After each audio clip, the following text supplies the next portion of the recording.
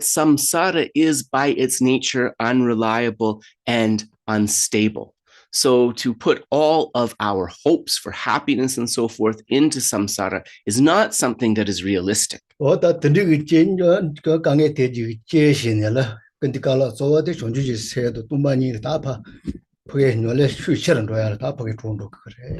So His Holiness the Dalai Lama's advice is succinct, taking the current difficult circumstances as the condition, use these to bolster our practices of bodhicitta and emptiness. That is the instruction. So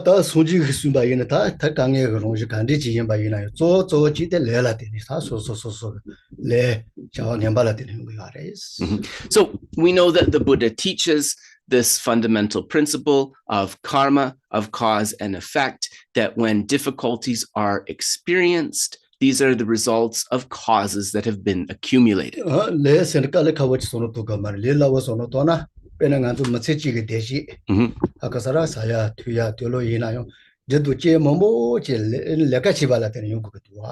So we can think about karma, it's not necessarily a mysterious principle. If we think just about the things that we enjoy in this life, food, drink, clothes, shelter, and so forth, all of these are available to us as a result of positive actions that we have engaged in the past. So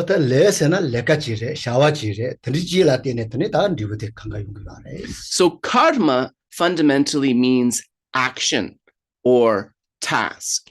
And through engaging in action, we have the causes for the results we now experience.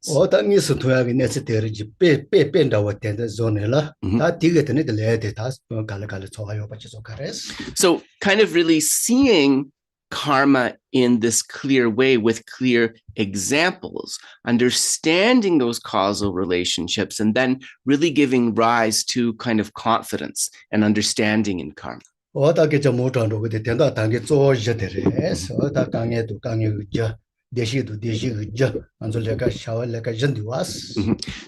really, our cultivation, we can kind of narrow it down to these four fundamental points that were just mentioned. First, the difficulties and identifying and remedying the causes of those difficulties. Next, happiness and identifying and cultivating those causes of happiness.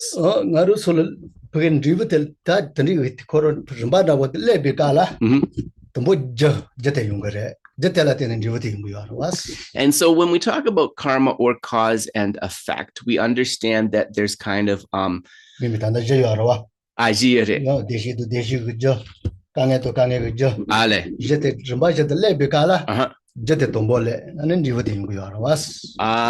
Right. And so when we talk about happiness and its causes and suffering and its causes, we phrase it that way. But if we look at the sort of order in which it should be understood, we should understand it as like the causes of suffering and the causes of happiness and happiness, right? Because the cause comes before the result.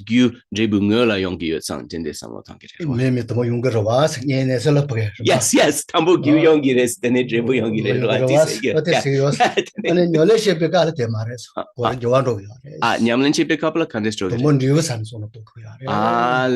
So that's how we experience happiness and suffering. We accumulate the causes first. However, when one is engaging in cultivation, in practice,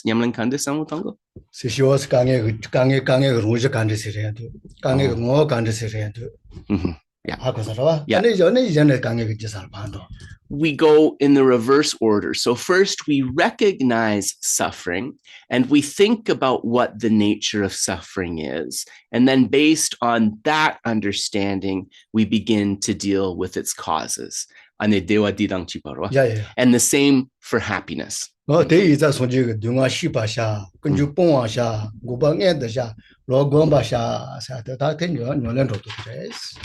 Yes, sir. Ngumparcha. Yes. Yes. Tenenipati.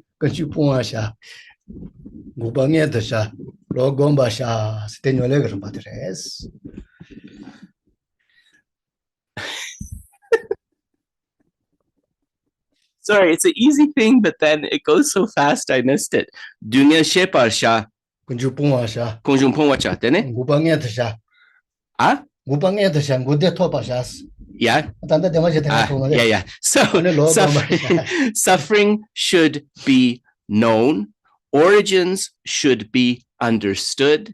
Cessations should be realized. And the path should be cultivated. This is the essence of the Four Noble Truths. So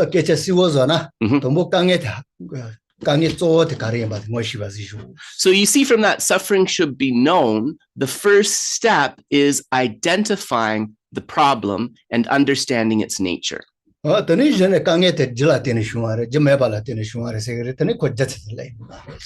then we understand that suffering did not arise without a cause. It arose from a particular cause. So we identify that, which is what? True origins. And what are true origins? People should know.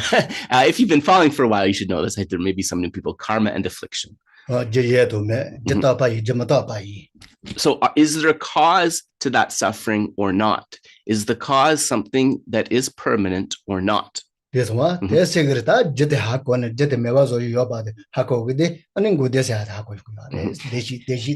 so then when we understand the causes and are able to eliminate them, then we can come to final happiness, which is true cessation, a true cessation of suffering, which is right an experience of true happiness. Yeah.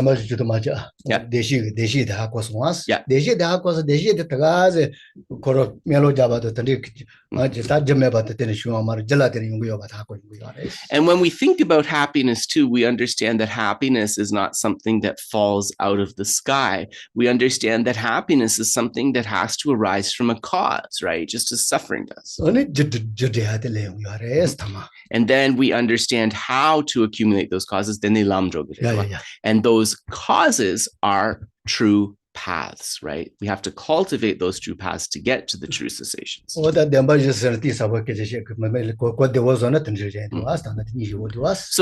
this is a nice presentation, an attractive presentation of the Four Noble Truths in a very kind of succinct way. So it's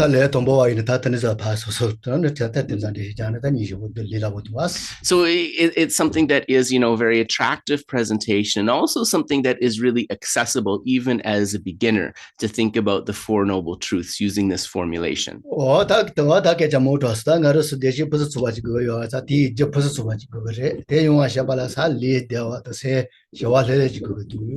we want to achieve perfect happiness. We want to be able to accumulate the causes of that happiness. But to be in a state where we can accumulate those causes effectively, we need good physical and mental health, right? This is very important. And so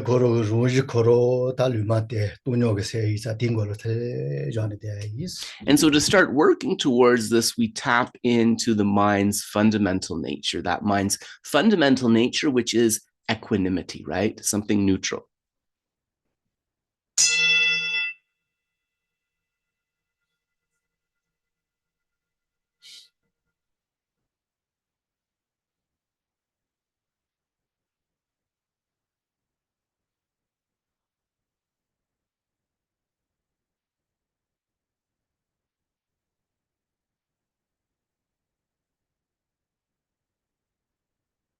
So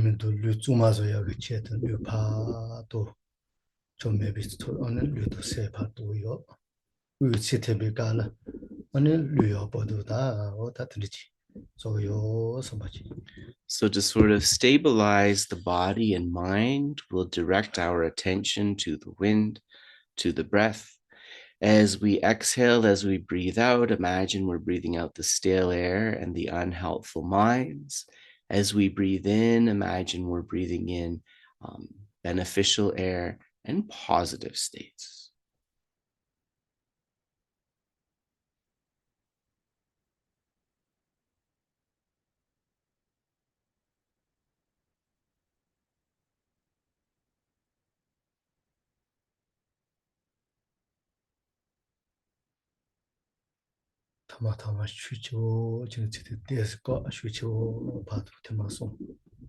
And so as we come to the end of the breathing meditation, what we want to do is kind of exhale deeply with a little bit of force, hold it, and then breathe in deeply and do this 3 times.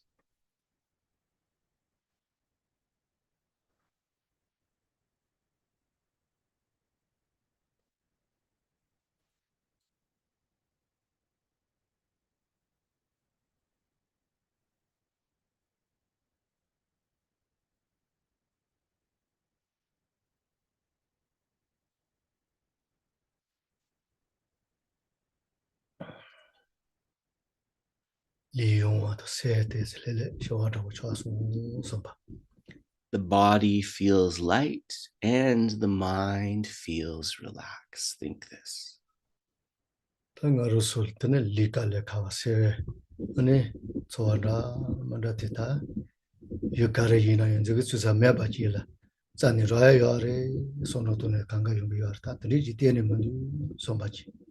So any sort of discomfort in the body and also that mind that is perturbed by what sometimes feels like an avalanche of thoughts.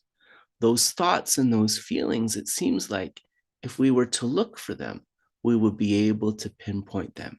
We would be able to find them. But if we really investigate them properly, we will see there is nothing truly existent, nothing findable at all.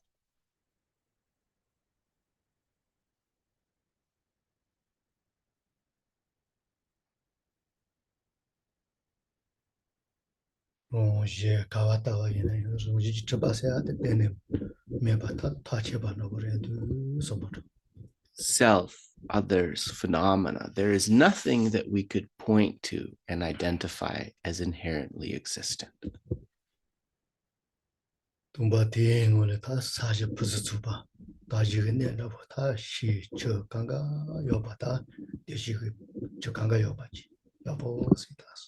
So from the sphere of emptiness that we've cultivated, imagine that we give rise to a beautiful, pure realm, a beautiful, pure land, where the ground is gentle to the touch, with beautiful, clear waters, ornamented with everything attractive.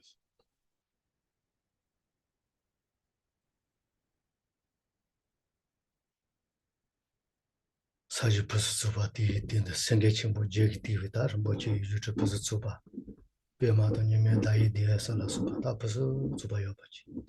imagine that in the center of this pure land is a beautifully ornamented throne held up by 8 snow lions, upon which are a lotus, moon, and sun discs.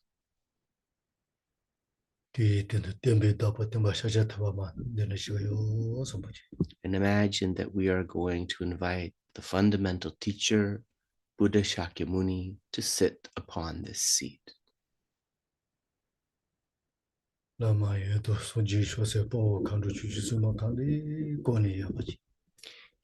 Buddha Shakyamuni is surrounded by a vast assembly of spiritual teachers, yidams, dakas, dakinis, and wisdom dharma protectors.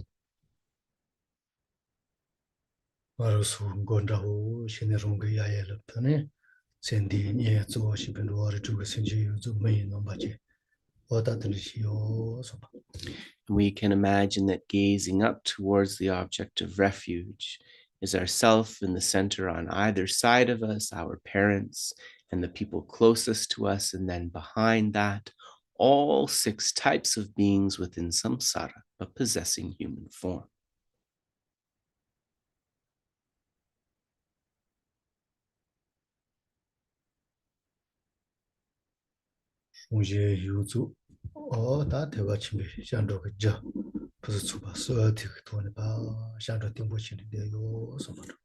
For the sake of ourselves and others, we will bring forth the uncommon Mahāyāna refuge with its 3 causes: fear, faith, and great compassion.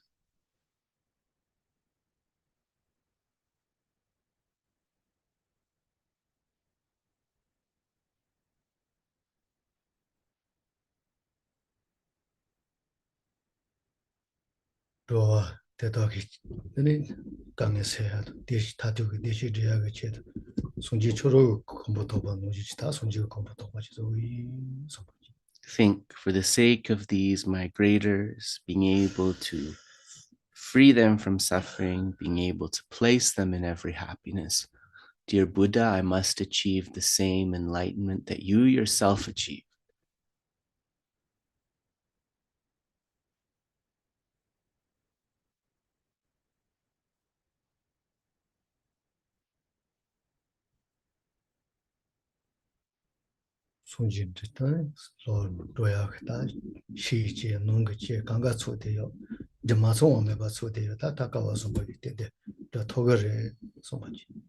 And think that in terms of achieving this state of enlightenment of the Buddha, I have all of the inner and outer conditions accessible to me to do this.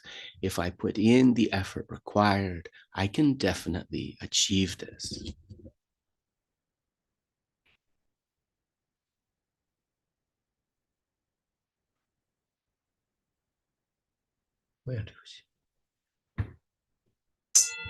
So we'll pause there. So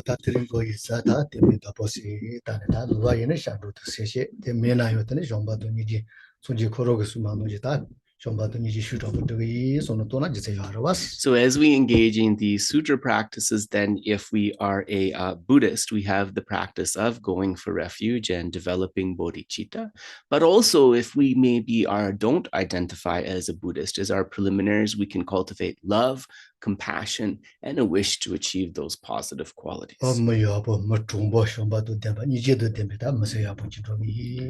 Thinking in my life, I want to be a good person, an honest person. I want to be somebody who possesses a compassionate and a loving nature. So we will now begin our recitation.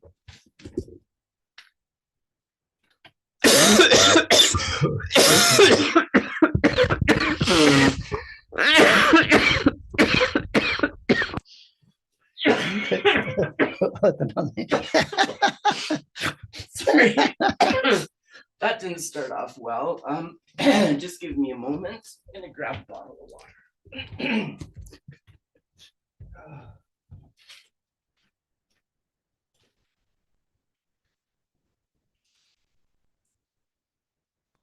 My apologies. I do feel a lot better, but there's still a tickle in my throat.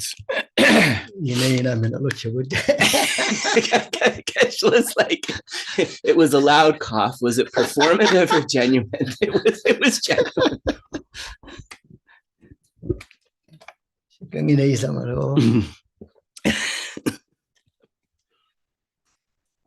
Okay, my apologies, everybody.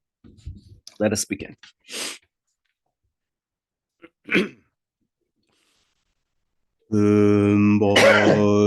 Chom den de jin che ba da chom ba yon da ba zo be song ge ba dang sha su den ba de war she ba ji den jem ba che bu du we ka lo gyur wa la na me pa la da mi nam gi tem ba ye chom den de pe ja wa sha gya tu ba la cha ze lo che de kya zu ji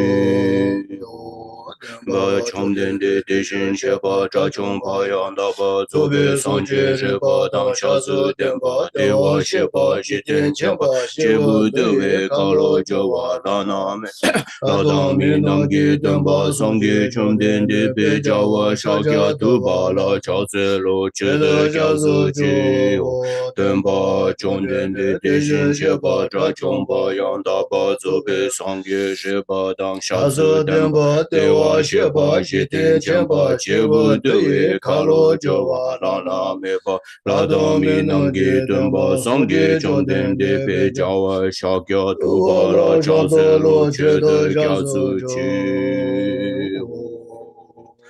Mandala. sa je bi je je je me to cho shi ra lin shi ni de kien ba de song ge jin de me de bo wa ge zhe ge nan da shi la che ga shu yi da ge re ra na men da la kam ni ri ya da ya mi refuge che dan so ge che nam la chong ju ba de da ni sha se chi da gi chen yen gi pe so nam zhe la pen je sang je zhe ba shu che dan so ge che nam la chong ju ba de da ni kya se chi da gi chen yen gi pe so nam je zhe la pen je sang je zhe ba shu che dan so ge che nam la chong ju ba de da ni kya se chi da gi chen yen gi pe so nam ge zhe la pen je sang je zhe ba shu So in terms of the meaning of those words, right, in the preliminary meditation, we already kind of brought a lot of those forth. So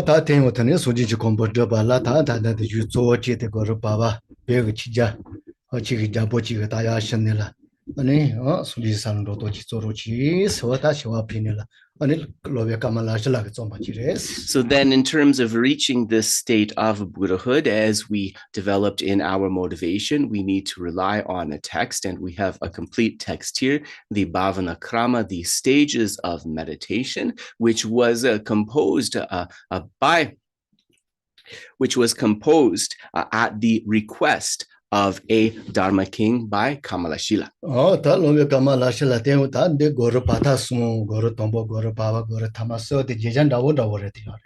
So there, actually, Kamalashila, he kind of composed 3 texts related to this request. It's known as the initial stages of meditation, the middling stages of meditation, and the great stages of meditation. So our text is the middling stages of meditation.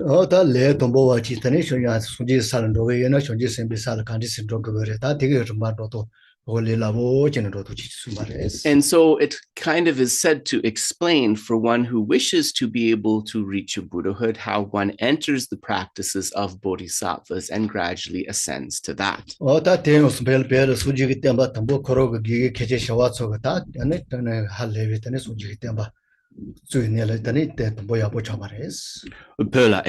Yeah, so Kamalashila's teacher was another great scholar named Śāntarakṣita, and Śāntarakṣita was one of the main people who kind of stabilized and really well established strongly the teachings of the Buddha in the land of Tibet. And so we could actually say that in terms of the establishment of the Buddha Dharma in Tibet, that Śāntarakṣita was one of the kindest people related to that. Yeah.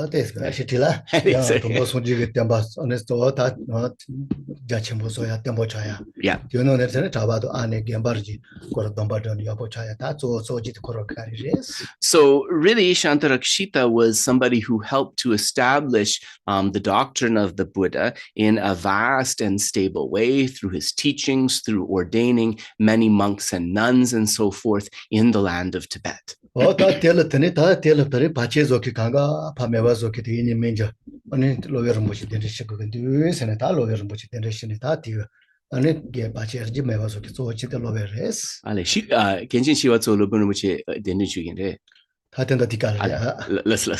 then, of course, in the establishing of the Buddha Dharma, there are many obstacles and hindrances that arise. And in order to be able to dispel all of those obstacles and hindrances from seen and unseen things Yeah, that then Śāntarakṣita and the Dharma kings invited Padmasambhava, Guru Rinpoche, to come to Tibet.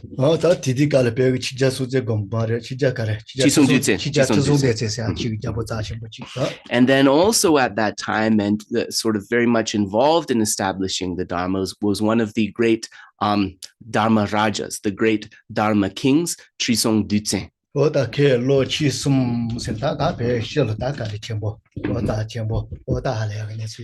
And so in terms of establishing the basis, the foundation of the teachings in Tibet, these are the ones who were very important. These are the ones who were very kind. And so in Tibetan, they are known as Ken, Lop, Che, Sum, the abbot, the acharya, and the Dharma Raja or Dharma king. And so these are Śāntarakṣita, Löpen Pema Jungne, which is another name for Padmasambhava, and Trisong Deutsen. And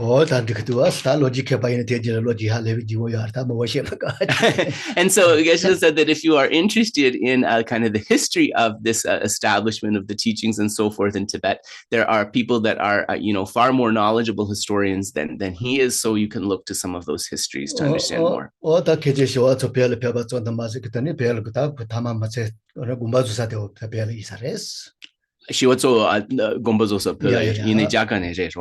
So Śāntarakṣita was, of course, a great Indian Pandit, but he came to Tibet, and it is said that he passed away in Tibet.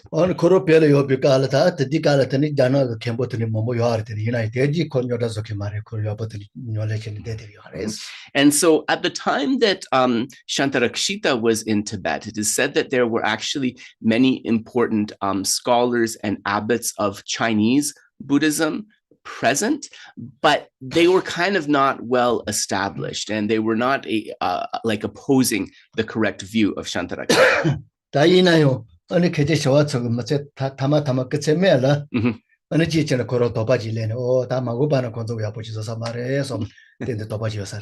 But as Śāntarakṣita came to the end of his life, he began to have a doubt that if I don't sort of designate a successor, designate an heir for the teachings, perhaps some of these wrong views from that Chinese tradition could kind of cause problems.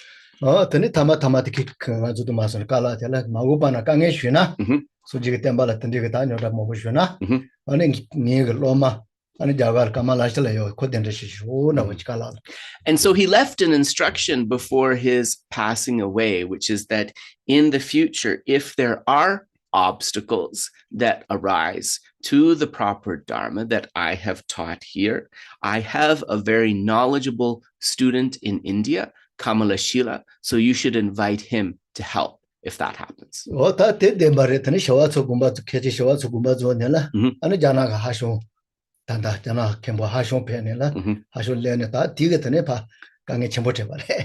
And so it is said that actually after Śāntarakṣita's passing away, there was a Chinese bhikshu named Hashang. They call him Hashang Mahāyāna. So Hashang came and he kind of,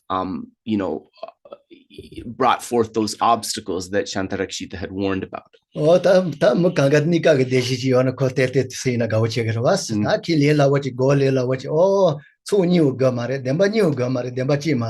Right.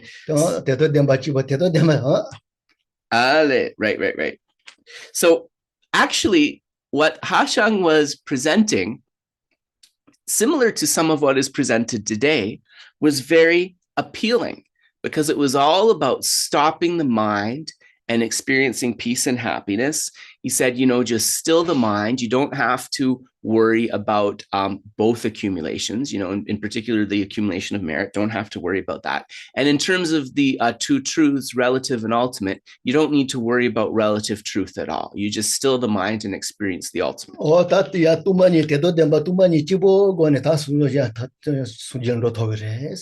If you just recognize ultimate truth, emptiness, and cultivate that alone, you can reach Buddhahood without worrying about the relative.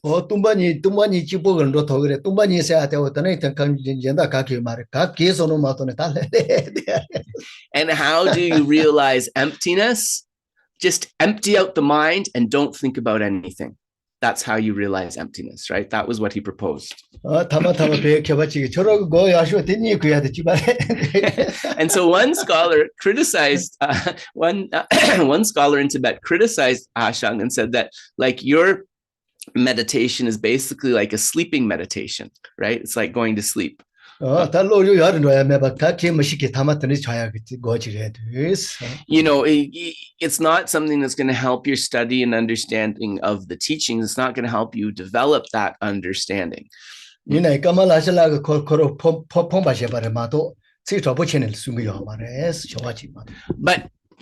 Kamalashila Shiwatsomare. Kamalashila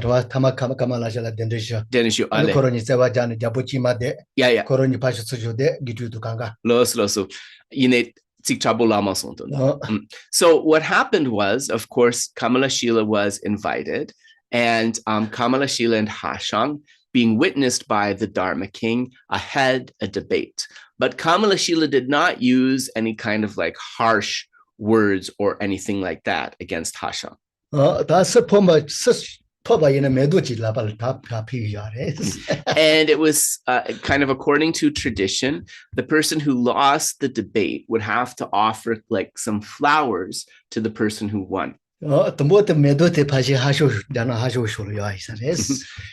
And so initially, right, Hashang was more well known. So people had kind of placed the flowers nearer to him. Yeah.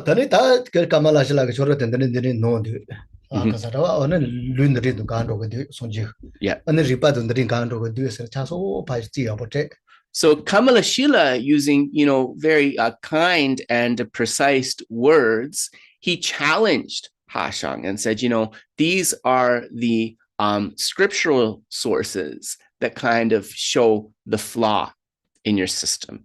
And these are the logical reasonings that show the flaw in your system. So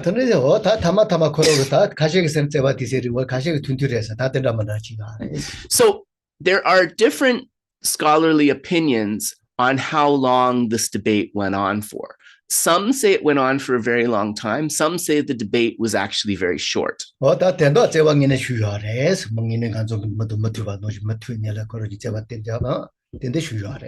there definitely was a debate in which these two figures of Kamalashila and Hashang met. Hashang, right? And so finally, Hashang, sort of seeing that he had lost the debate, he offered the flowers to Kamalashila. And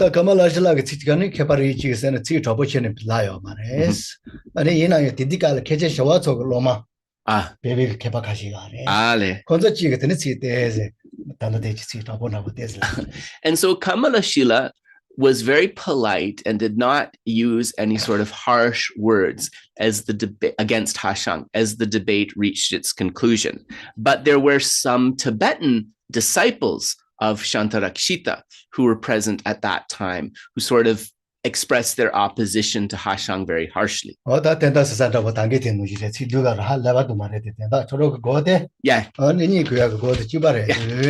Geshe said it was nothing like that would shock us nowadays, like nothing vulgar or mean, but just, you know, kind of slightly sarcastic, that the meditation system that you propose is just very similar to what we experience when we're sleeping.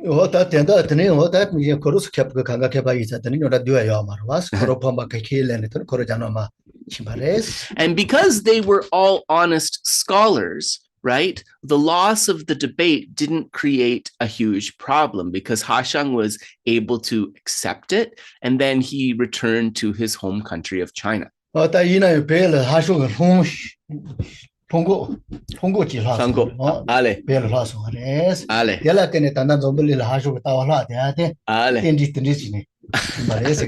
However, it is said that one of Hashang's slippers he left behind in Tibet.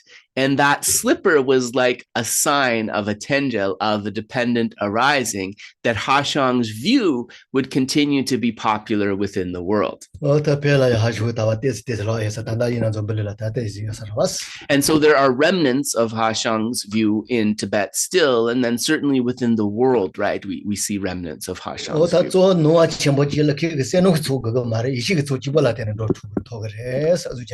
So one of the main mistakes was Hashang's opinion about the two collections of merit and wisdom. He said, you just need to accumulate wisdom alone. You don't need to bother with the collection of merit. So this was one mistake.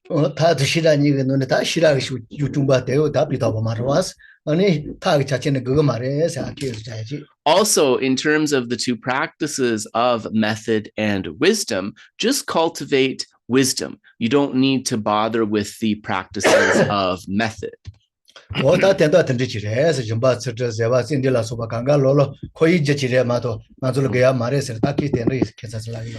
fact, he even strangely argued that, like, aside from wisdom, the other perfections like generosity, patience, ethics, and so forth, these, when you engage in those, are just practices that compel you to remain within samsara, that they cannot lead to liberation. So this is another one of those wrong views.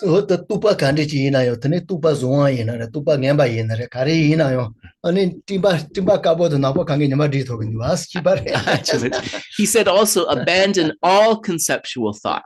It doesn't matter whether the conceptual thought is wholesome or unwholesome, just as it does not matter if the cloud is gray or if the cloud is white. It's still a cloud.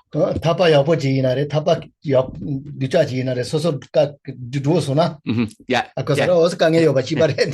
Similarly, it doesn't matter if it is a clean rope or a dirty rope. It is still going to be something that binds you. So you just need to abandon it completely.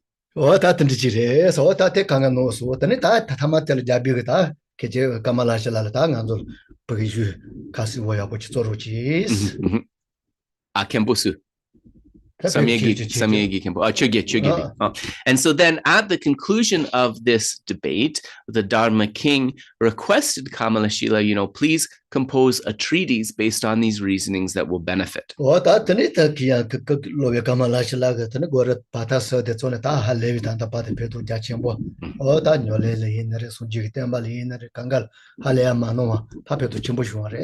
on this basis, then Kamalashila composed these three editions of the Bhāvanākrama, the initial, middling, and great. And these stages of meditation texts were something that clarified and that also established the dispensation, the teachings, and benefited beings.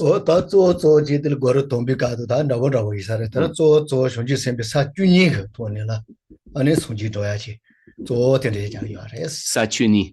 Adi kandisla gore di tambodi roa. Guru pada sa gtonela, guru pada sa kalina. Ale. Shoji sibi sa chuni gtonela. Guru tombi kar zo tena. Ale, okay, tambodi nganso di mare roa, nganso jingdi roa. Nganso baba roa. Barba. Tombi kar ta zo tendri tonman. And so in the three stages of meditation texts, so we're doing the middling stages of meditation. The initial stages of meditation is mainly talking about how one progresses through Sachuni Jangchu Sempe Nyamlendi roa. Oh, tenis unjila. Sachu marebe, Sachuni rebe. Noji sacharoas. Tankosena Sachuni. Okay, so I got a little confused because Geshe said it's going through the 12 bhumis of the Bodhisattva, but I was asking, like, isn't it 10 bhumis? And Geshe said, yes, usually it is, but he held that there were 12 bhumis. So the initial one is about these 12 bhumis, stages of Bodhisattvas. This one, or Tandi Kalina, Tagor Paba Kalina, so Jiban over the Chenedo Hato, so Jivona, what you know, And so then the middling stages of meditation, it covers many topics, but its main focus is shamatha and vipaśyanā, right? Its main focus is concentration and special insight. Just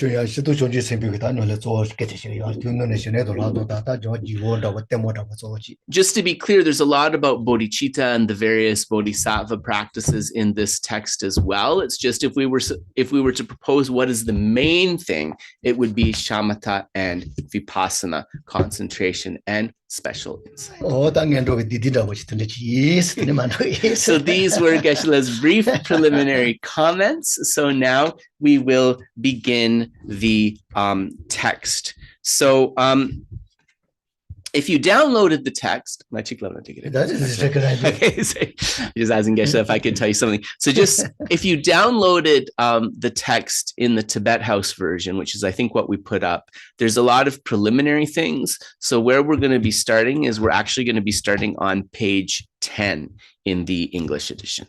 That's okay. This one.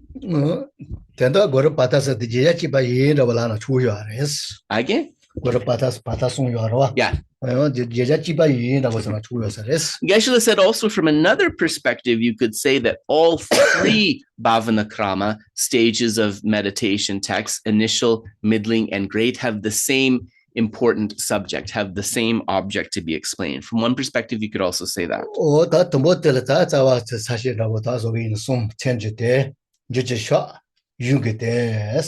So first we have the meaning of the title, then the prostration or the expression of homage, and then the meaning of the text itself. And so all of the texts will begin in this way: the title, meaning of the title, the expression of worship or homage, and then finally the meaning of the text. And then when we have the title and the meaning of the title is given in both Tibetan and Sanskrit in the original translation.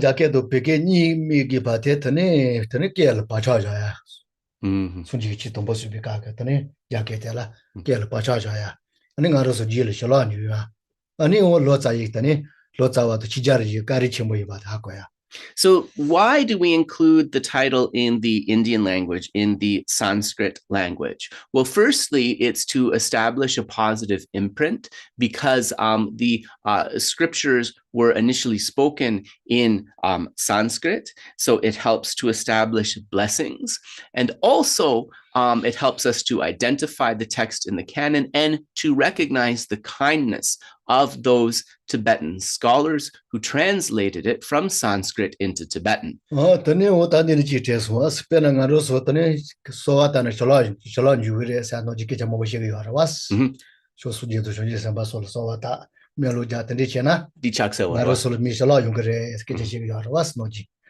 Sorry. Nganso kawayo tanda. Nganso senden joswa. Tanda nganso chaksewa ro. Alelas. Right. Ale. Yeah. So normally when we talk about the word blessing has kind of two syllables in Tibetan, jin and lap. And so we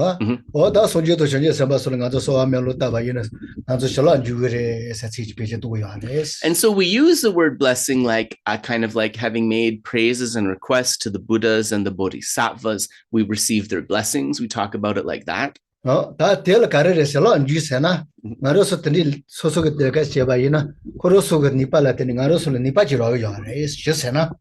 what do we mean when we say to receive a blessing? Shuksena, right?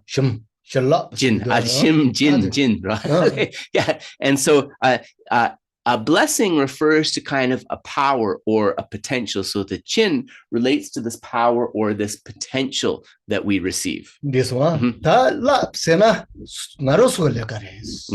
Lap is actually the balap marero. Jamsugi ba. Nganso lekar.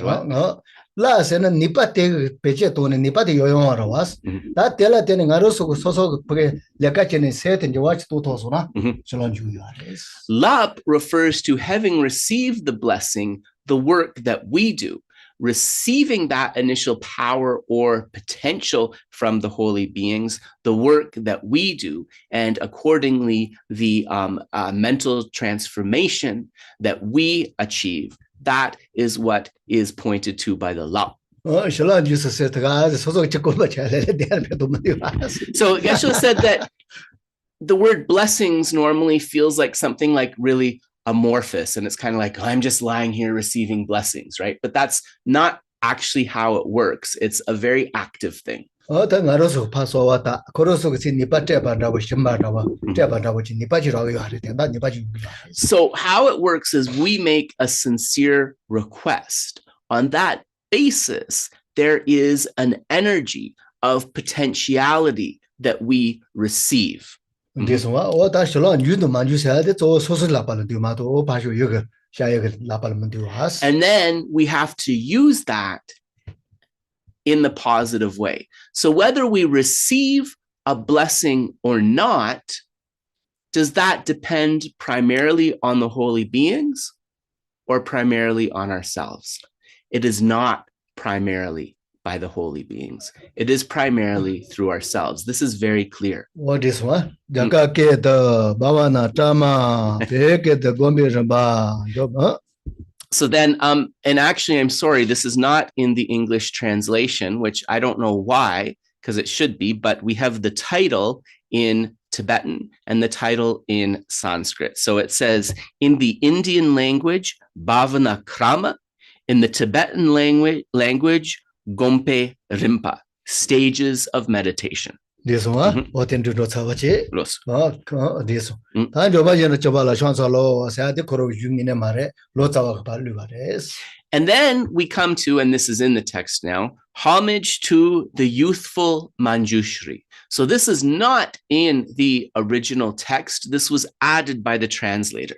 That the Ketcham was the motor with the Mato Perry Chijarji, the Lotavari, the Mokechazonilla, you see Jaganis, you touch him with Jovikala. And then I saw your rest, then I saw your ship and Jishalamadawas issues. So this actually relates to a meeting with the Dharma kings and the important Lotsawas, the translators in Tibet, who said that when it comes to translating the Indian texts, there should be a verse of homage or prostration that helps us know into which of the three baskets of the Tripitaka the text goes. And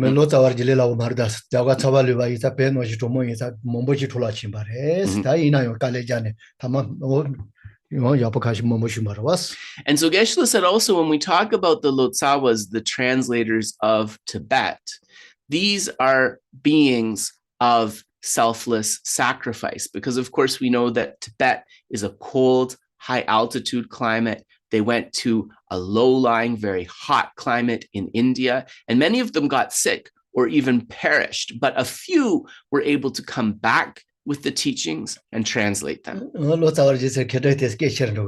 Yes, So, just to be clear, these are like Lotsawa. It's a bit different than the translator, which is Kedrup. I fully acknowledge that. I haven't had to risk my life for anything. The Corona Dinaso.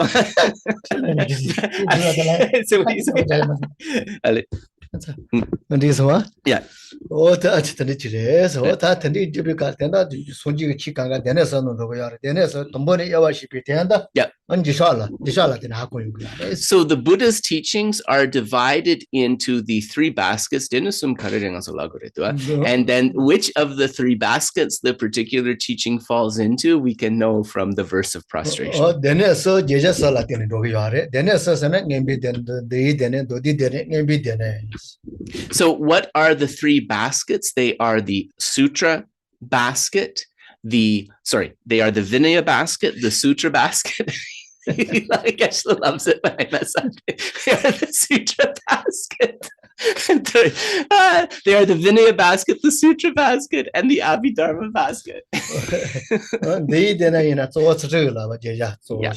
And so each of these three baskets are connected to one of the three higher trainings. So Geshe said also, so the Vinaya basket is connected to higher training in ethics. And Geshe said, of course, they also cover other things, but it's like, what is the main thrust of that text? That's how it's categorized. The sutra basket is mainly related to the higher training in concentration.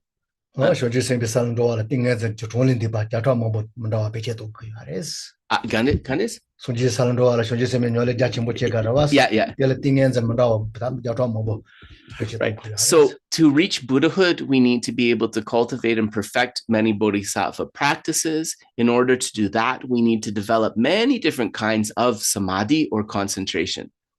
This one? Yeah. And then we have the final basket, of the Tripitaka, which is the Abhidharma basket. And this is related to higher training in wisdom, in prajna.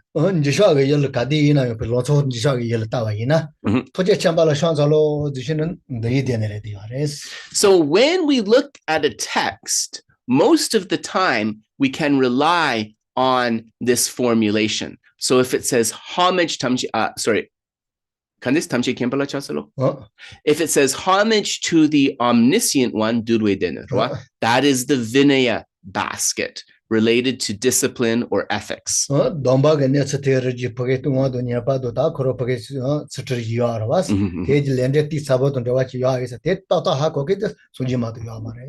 And so we say that in terms of this basket of the Vinaya, which is related to the training in ethics, this explains all of the vows and how those vows are lost or broken. And it also instills very profound teachings of cause and effect, of karma that can only be fully known by a Buddha. So that is what is contained there. So of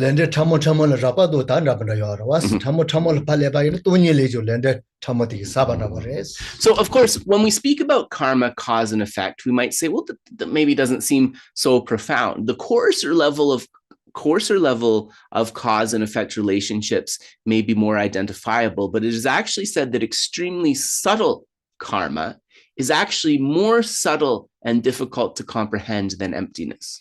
So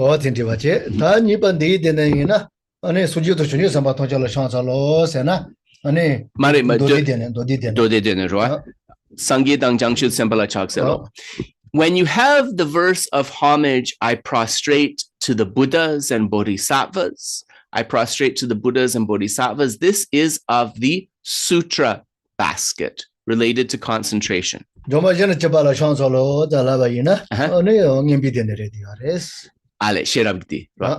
And when you have I praise to Manjughosha, it actually says youthful Manjushri, but in the Sanskrit it would be Manjughosha. So if you have a praise to Manjushri or to Manjughosha, this is the Abhidharma basket, which means that it is most related to the higher training in wisdom. And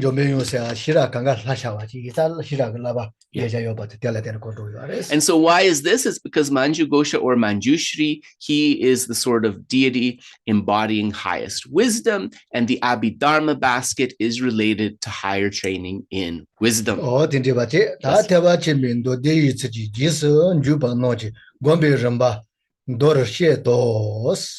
So we continue. I shall briefly explain the stages of meditation for those who follow the system of the Mahāyāna Sutras. So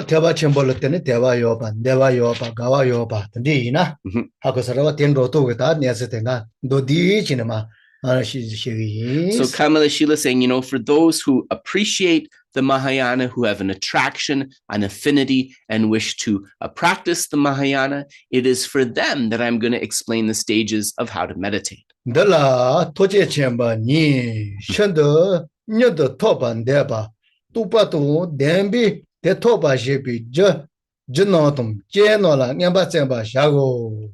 The intelligent who wish to actualize omniscience extremely quickly should make a deliberate effort to fulfill its causes and conditions.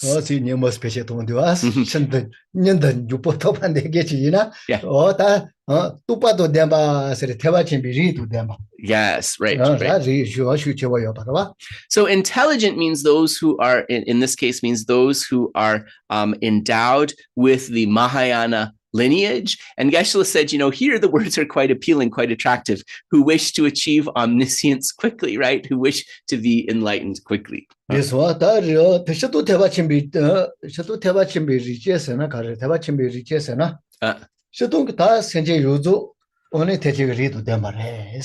So when we speak about possessing the Mahāyāna lineage, when we speak about possessing the Mahāyāna lineage, on the one level, nominally, all sentient beings possess this.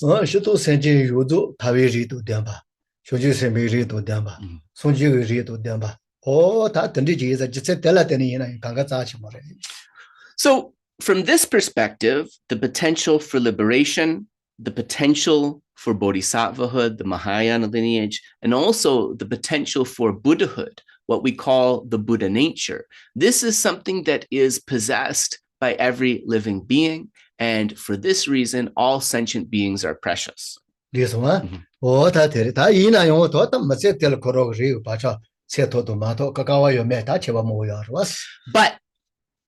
going kind of to the spirit of these words, whether one is able to activate that Mahāyāna lineage or not, whether one is able to have the affinity and practice that Mahāyāna lineage or not, right? This depends upon the affinities and capacities of the particular being.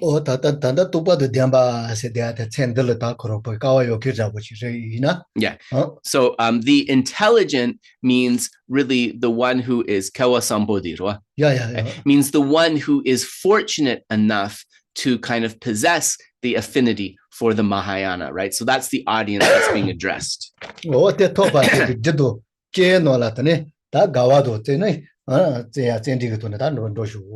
And so, you have to accumulate the causes and conditions.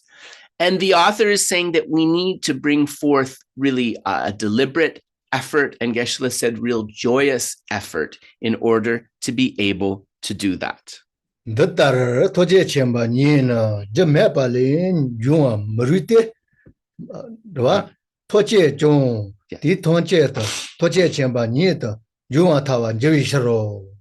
So we move on.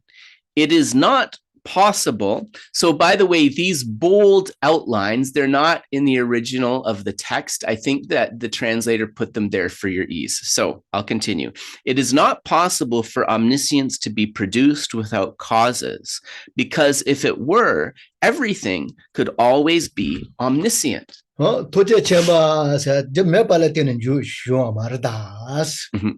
So really what they're saying is omniscience, which actually I'm going to give I'll give the Tibetan word tamshe kempa, which means literally seeing or penetrating all, right? That's the Tibetan word. So this is not something that arises by itself. It has to arise from causes. Yeah. Yeah.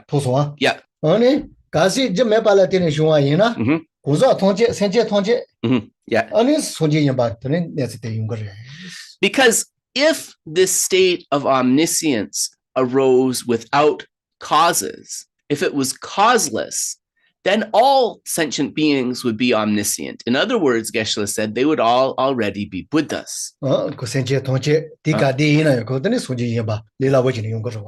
Because, it would be part of their nature, and they would all be Buddhas already. It would be something easy if it didn't require a cause.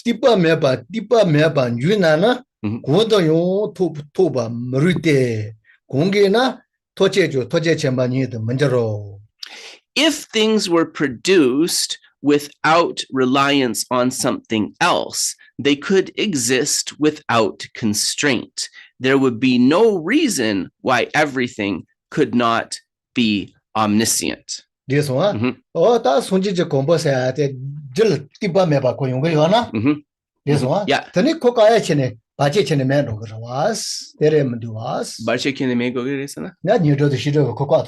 Oh, right. So Buddhahood, if it was something causeless, then there wouldn't be any obstacles to Buddhahood arising. So the wisdom obscurations and the afflictive obscurations would not be blocking Buddhahood, right? It would just be coming. So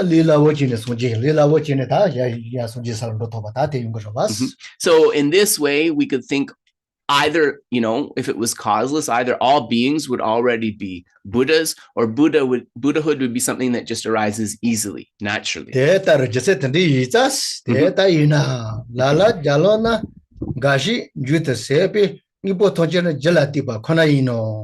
Therefore, since all functional things arise only occasionally, they depend strictly upon their causes. And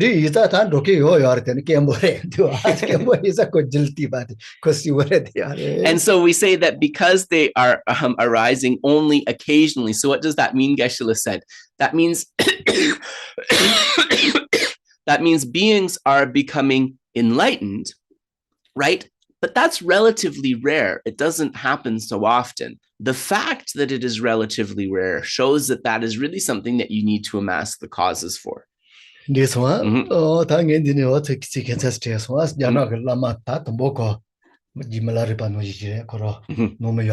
Yeah.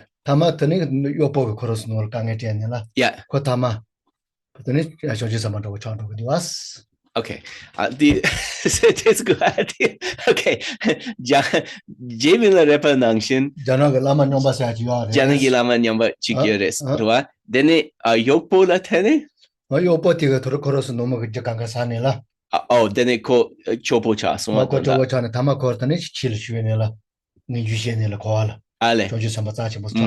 So there is a story about a great Chinese monk, and Geshe said he's known as Nyombadiro.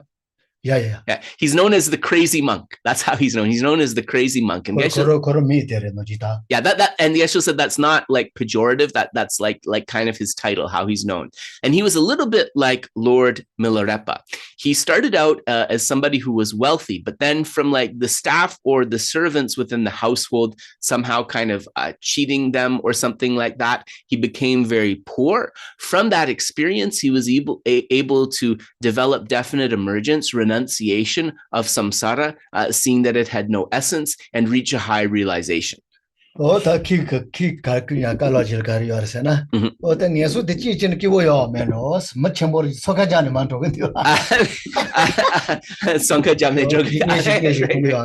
so he possessed some kind of clairvoyance, able to see where people went into their next lives. And he said that, hell must be a pretty great place because all these wealthy and famous people are working so hard to get the causes to go there. Whereas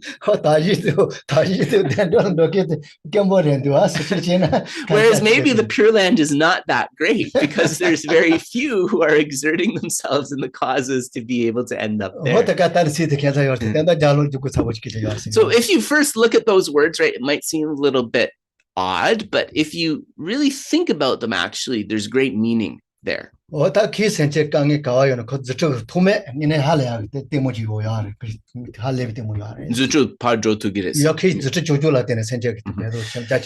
so crazy monk, he actually possessed what are known as like the magical legs of emanation, which are miracle powers where he could see and go to various realms and beings that were experiencing difficulties.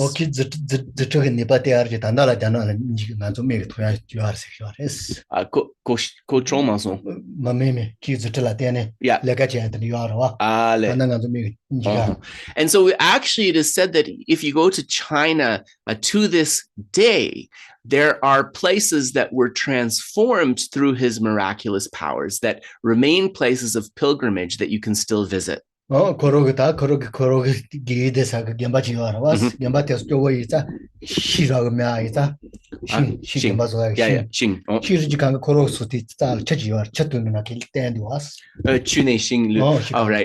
one of the kind of magical stories about him was that where he was ordained, his abbot's monastery was in quite a poor place, and they needed to build a new building, but it was also kind of like desolate. There wasn't a lot of wood. So it is said that there was kind of a stream which was running through a field, and he was able to just miraculously pull logs of wood out of this stream. And so there's lots of beautiful stories related to them, but the purpose of these stories really is to encourage us to bring forth a courageous or a brave attitude. And he really had this bodhisattva intention of he was going to go to wherever beings were experiencing difficulty. So Geshe said a bit of a sideline, but anyway, wanted to share that story.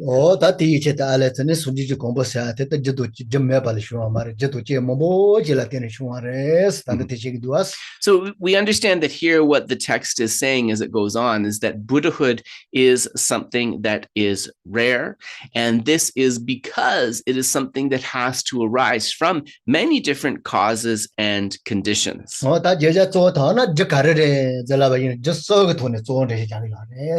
And so how Namkendi.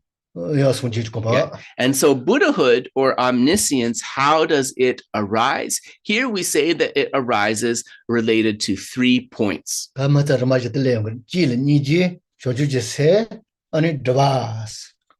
Drupasana? Drupasana?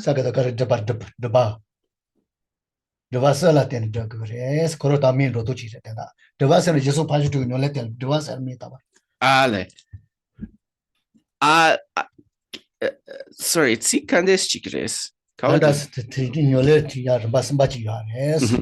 there are 3 stages of practice: compassion, bodhicitta, and there's a third word here. Drupa. Sorry, yeah. So compassion, bodhicitta, and cultivation. And drupa di sherabdang. And so within this third one of cultivation, Geshe said, there are a lot of different practices like related to the 6 perfections, ethics, concentration, wisdom, and so forth. So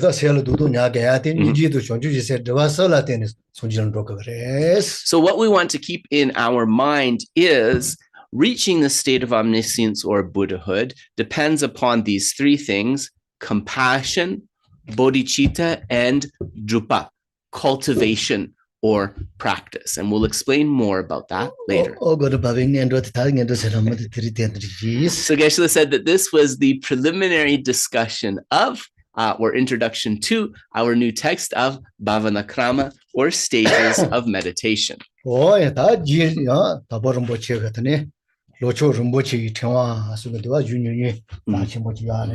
And so now this brings us to the discussion of our next text. And our next text is the text by Gampopa, known as the Jewel Ornament of Liberation. So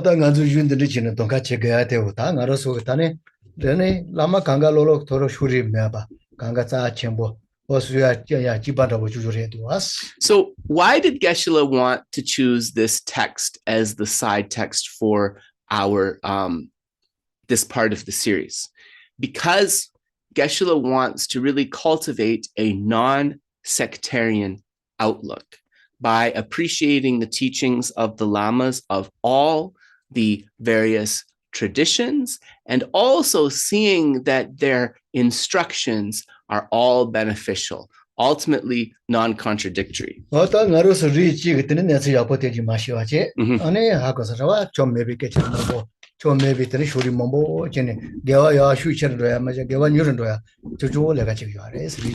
So one type of practitioner, due to a lack of familiarity and knowledge and appreciation for other systems of teaching, develops a biased sectarian view.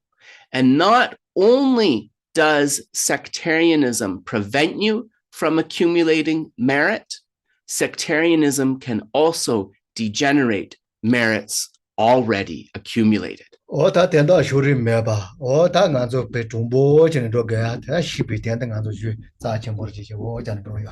let us, with this non-sectarian outlook, together in harmony, embark towards our goal by relying on these texts. Oni ota tanya ji ta borombo che ta koro che ngine tela to koro to bom ta nganzo de ale nganzo nonga koro katun ro wa ina shisa mazona oni nganzo mo se gno ne to bom sha che Yeah. akosara wa o koro mela ta po se no ro chi su go sares. Yeah. So then if we speak about Gampopa in the earlier part of his life, and if we look at it with an ordinary view, he was a person who, like many of us, was a householder with that sort of lifestyle, and he was known as Dagpo Kare? Dagpo Sonam Rinchen. He was known under the name Dagpo Sonam Rinchen. So Geshe said, while he was a lay person, he had this name of Dagpo Sonam Rinchen. Laje Sena member. Yeah. And so he's also known as Dagpo Laje. Laje is a word for menpa or doctor. So he studied the science of medicine. So,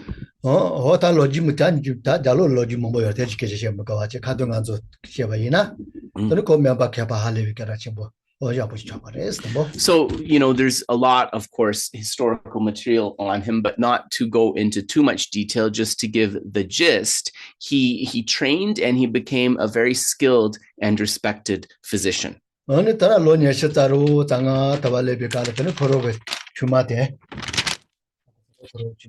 Chumasena Kimi. Yeah.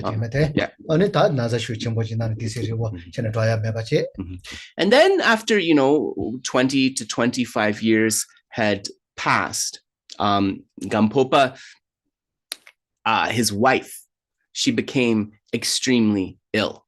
And then after 20 to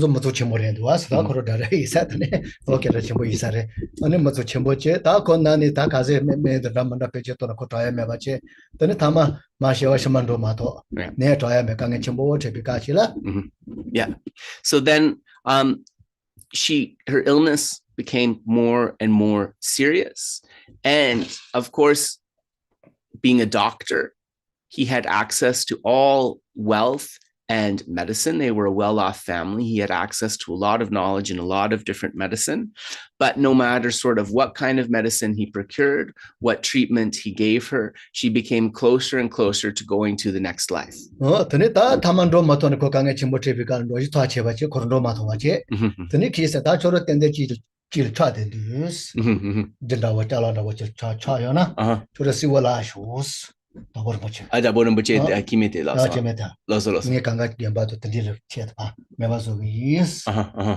Ale kimi jendak chansa jagire.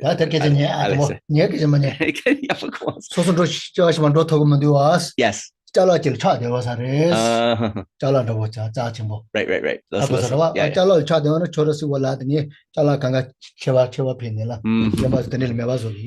So one of the things that Dagpo Laje said to his wife, because he could see that actually she was in great discomfort, but that she wasn't allowing herself to pass away, that she was kind of really holding on tightly. And he said, so if there's anything here that's causing you attachment, that's making it difficult for you to let go, identify whatever that thing or that object is, and I will use it to make an offering to the monastery. I will use it to make an offering to the teachings. And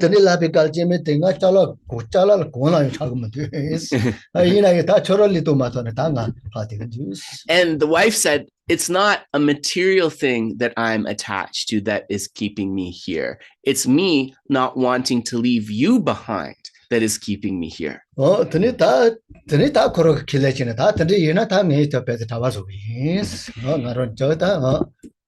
So then he said to her, if that is the case, then I will become a bhikshu. I will become a monk. This one, what I tell you,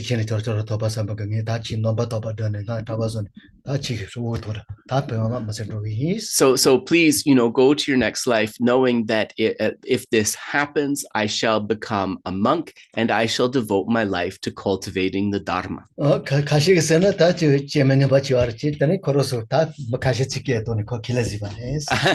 And so a few people say that some versions of the story say that in order to convince her, actually, that Dagpolaje called witnesses to whom he promised that once you pass away, I'm definitely going to become a monk.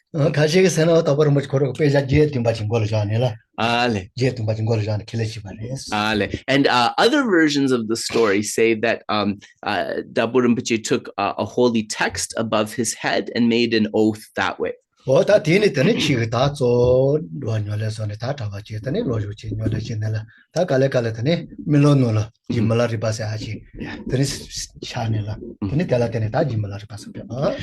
he cultivated the Dharma, cultivated many different teachings after becoming a monk as he had promised. And there was this Lama who kept coming into his dreams. And that Lama was actually Lord Milarepa, who he eventually met. So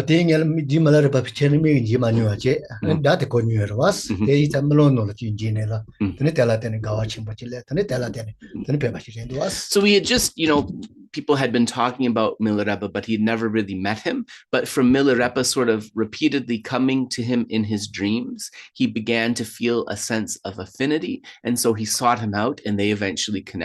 So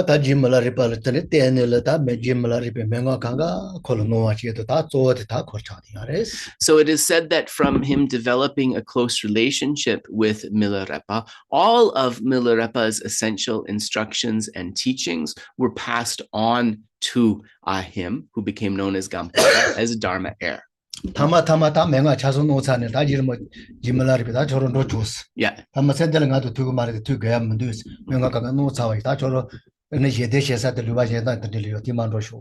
So actually, when the time with Milarepa came to an end, they had sort of one final meeting.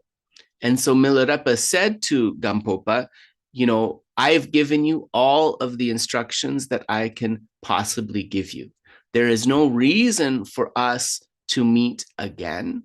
So we won't see each other again in this life, but cultivate and propound these instructions. And Gampopa went to another place, to another region to do that.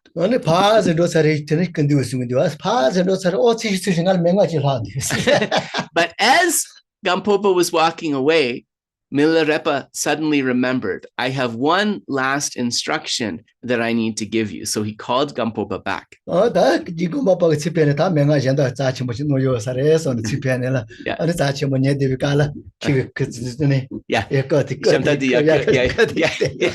Yeah. And so Gampopa was a little bit excited. He thought maybe it was going to be like some fancy esoteric thing, but actually Milarepa lifted his lower robe, revealing his backside, right?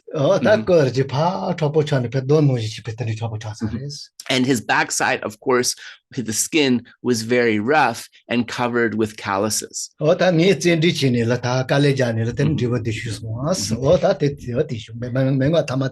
He said it was from this kind of effort in sitting cultivation that I was able to come to the result. So this is the way you must practice. So actually,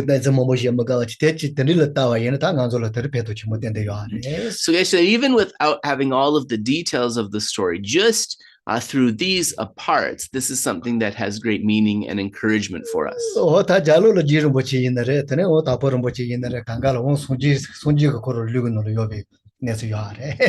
Ajima midi dabochi. So Geshe said that, with a few of these very important figures, like Lama Tsongkhapa, like Lord Gampopa, if you look in the kind of prophecy sections of the Buddha's sutras, you can say that these great beings were prophesized. So there's not many figures that are prophesized within the Buddha's teachings, which means those that were prophesized were extremely special. Okay.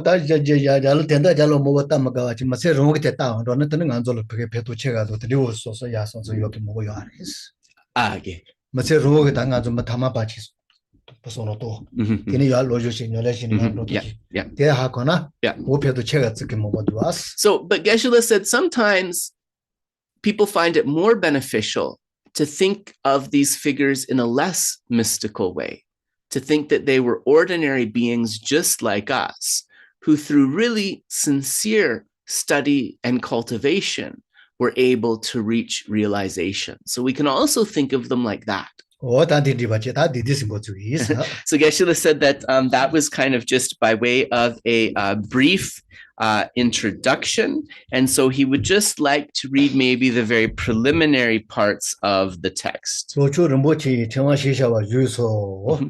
the instructions of Gampopa, a precious garland of the supreme path.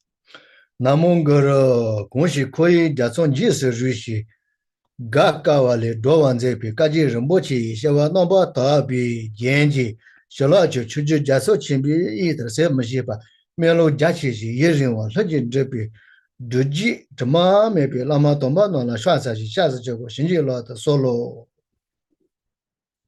So Namo Ratna Guru. Salutation to the Guru, to those who liberate beings from the terrible ocean of samsara that is so hard to cross, who are ornate with the pure practice of the precious Kagyupa tradition, whose river of blessing is endless like this expanse of an ocean, to those holy Gurus of the soft and pure practice lineage of vast, far-seeing, spontaneously accomplished aspirations, I pay homage and go for refuge. I supplicate you to overflow me with your gracious blessing. Kaji teto le shu sungi jan ye rimbo yila na ba she de ni to ji runi la yi de ka de no la she de ji be no ngo lo chu lo nom chu de je ba mo chi chen wa xi sha wa xi yi ge yi ri se ke ba de go gen yo dian ji gu za ta ba do to je jin su ji to ban de bi.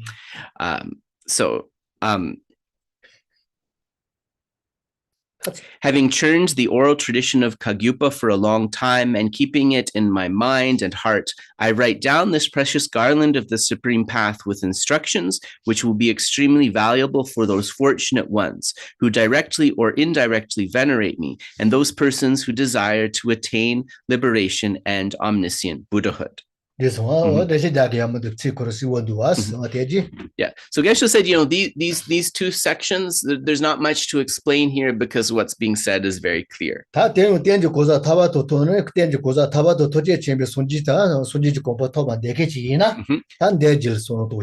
if one wishes to achieve liberation and the state of complete omniscience, full Buddhahood, then you should rely upon the instructions within this text. So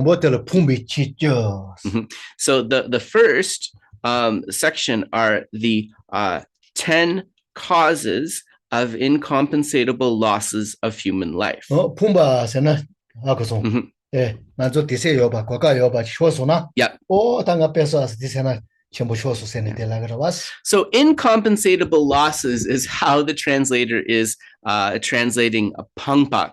So Geshe was just saying that incompensatable means that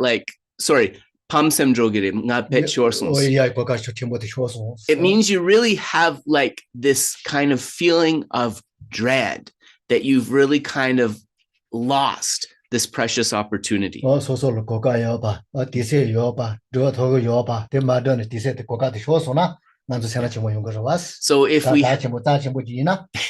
So if we have the opportunity, the means, and the time to do and achieve something really important, but we don't do it and we lose out on that opportunity, we really have a strong feeling of loss within our mind. So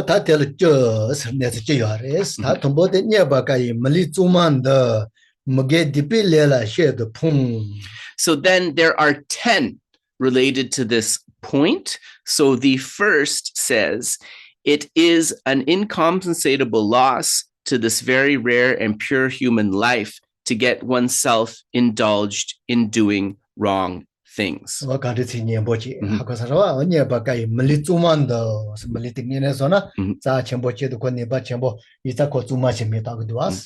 So Geshe said to this rare and so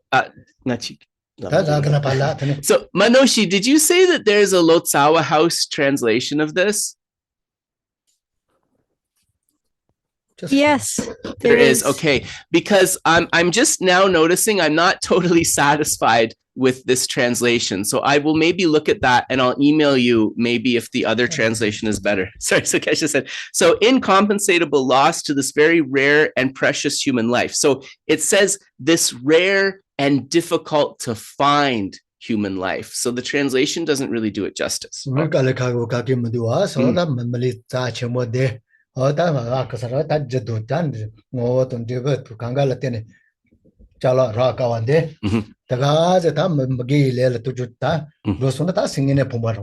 So Geshe said it is really an incompensable loss if this precious human rebirth, which is so difficult to find from the point of view of both the causes and results, if we use that precious opportunity to engage in non-virtue. This is something that is really sad. And really in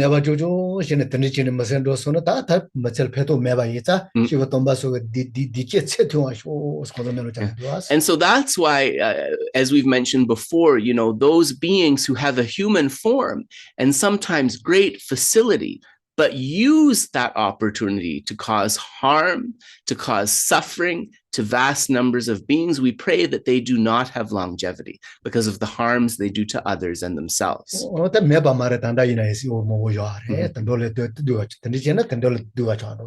And really in the current state of the human world, there are many human beings who we could look at, and we see that their conduct actually, they have less kindness than animals do in many cases, right? So that is something that is a true shame.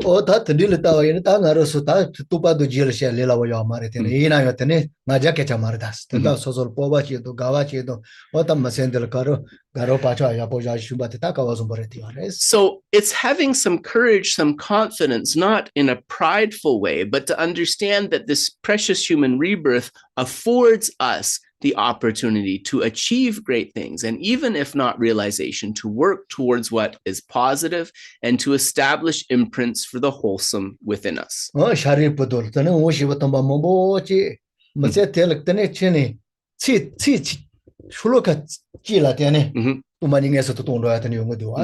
And imprints should not be underestimated, because think of the great hero disciples of the Buddha like Shariputra, who just through hearing one verse of Dharma were able to realize emptiness because of their imprints to Jesus.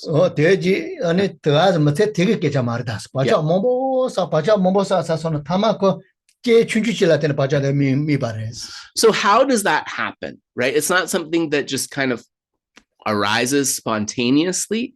It's possible for that realization because of accumulating many causes and conditions, positive imprints in previous lifetimes, than just from the condition of hearing a very small verse of Dharma, a very small condition, realization is able to be reached.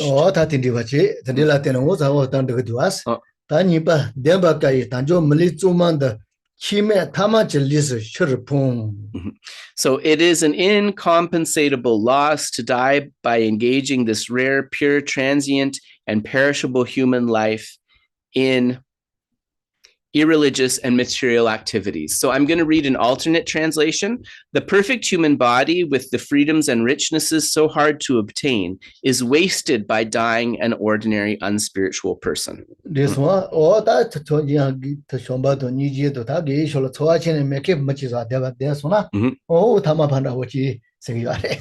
So really having this human life, but having no sort of feeling for the practices of love and compassion, really this kind of unspiritual sort of outlook, and dying with that, this is an incompensable loss. 그래서 어다 드리지 사탕 안조 더가로도 다 드리지 뭐 어찌 드려요 말아와서 좀 비쇼런도 니지 쇼런도 가제 터듯이 제가 아이사 요가 와서 뭘 해야 되가래. So Geshe thinks we don't have to think of ourselves in this way, right? Don't have a negative self view of yourself. All of us gathered here today, we have some interest in love. We have some interest in compassion and in training ourselves. So in this way, we can make use of our human life and we will not have this loss. 드릴라 때네 소소가와 좀 뭐야 뽑아요 니빠요 고가요 다 대지 보게 따다지 그거요. So if we understand this and we see that we are fortunate that we have positive potential and that we also have opportunity and means, this can be something that is encouraging for us. 거의 자세 바로던 로와라 지지 체네 바 내가 심시 못하게 지진다고 지단다 요아라와스. We have this raft of this human life which can get us across this ocean of samsara to liberation that cannot be overturned by anyone. 어다가 이제 대초대초 그만 몰라서 거사서.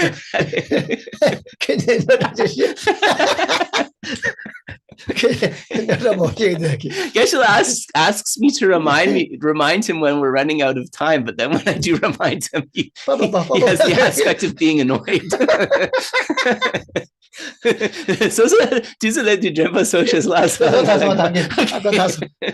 He knows. He said.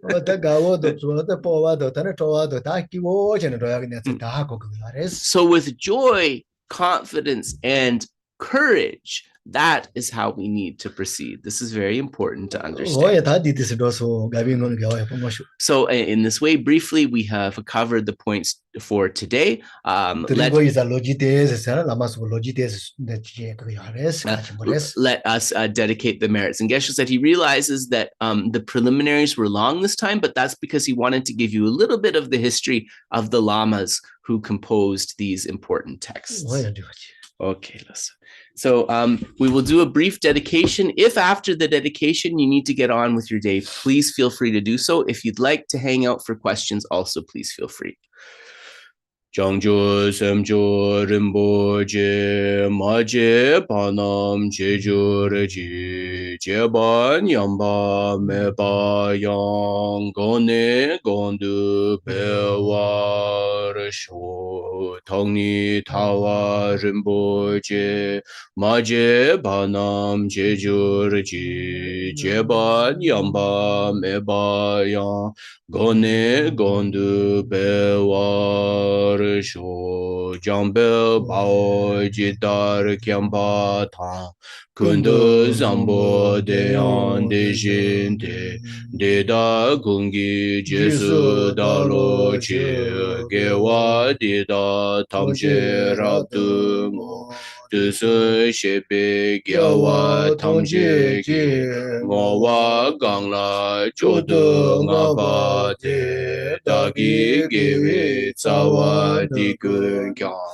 zambo jeje rabdu ngwa gi gangri rawe korwe jingam de pendan dewa malu jongwe ne chenre ziwan tenzen jatso yi shabe side bardu tengyo.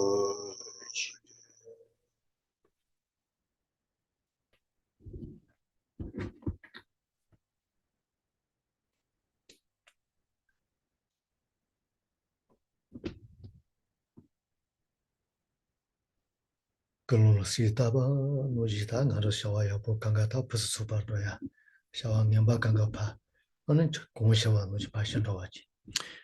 just according with our motivation through these merits, may all of our unwholesome minds activities decrease and may all of our wholesome minds and activities continue to increase and flourish.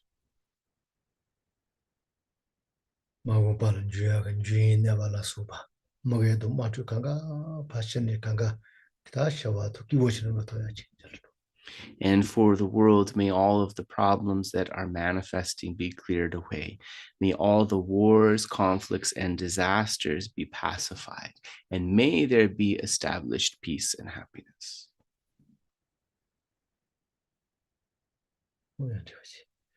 So we'll pause there. So in terms of the text, sometimes I don't necessarily start to see the flaws in the translation until Geshe begins explaining it. So that's what happened this time. So you may ask, why are we using this one?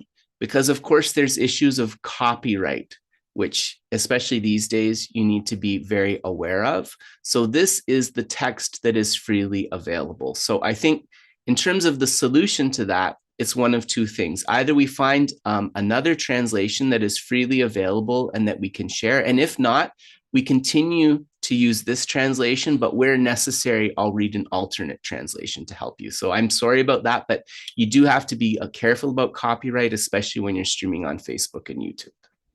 That's okay. So Geshe welcomes questions if you have questions.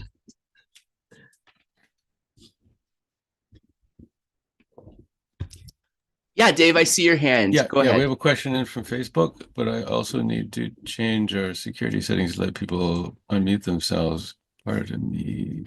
There we go. Unmute. Good. We'll just wait for you to do that. No worries. So the question in from Facebook is...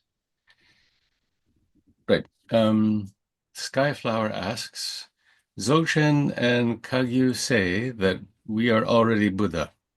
They say Buddha nature is not just a potential, but a primordial pristine awareness we are already have, but needs to be uncovered. So, thus, Dzogchenpa can genuinely self-generate as deity without doubt, whereas Glugpa will always have doubt. What does Geshe think? Is there a question in there, or is it like more like a proclamation? She just wants me to say this to him and then see Geshe's opinion, right? Yeah. So there's a question. There's a question here. Geshe's opinion on these statements, I guess. Oh, his opinion. Sorry. Okay. I didn't hear that part. Dene nganso kaju dang zopa chempo gi tawa yena nganso ngumane sange yin sang dene dache soso kandesla gare la ngune yin samlo tang chogire dua yene geluk nanglo la nganso ngumane sange mares nganso sange gi nupa matok menduas denja yimpa yindutsane dene la gompe kapola kajine dokpa chikyores dikola samso kandes chikyos. Me kaji to konzoina to mone me suji yo segre mato so mone nga suji segre marwas. To chila. Yeah. Moji. Ale, loso nga sangi. Nga suji se lag mardas. I know la suji yo se lag mato. So Geshe says they say Buddha is within you, but he has yet to meet a Kagyu or Dzogpa Chenpo practitioner who has said, I am already Buddha. They say that the Buddha is within you, but he has yet to meet anybody who says that I am already Buddha. So that would be his first point.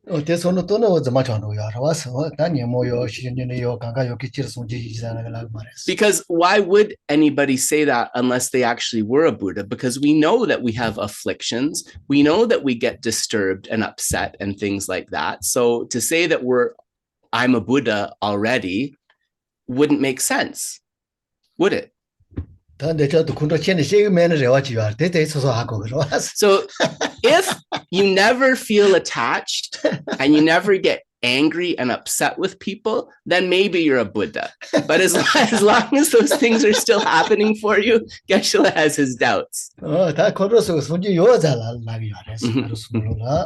Geshe says he would phrase it more as Dzogpa Chenpo and some Kagyu traditions are saying the Buddha is within. There is a Buddha there. Yes, perhaps they say that. Kuchik.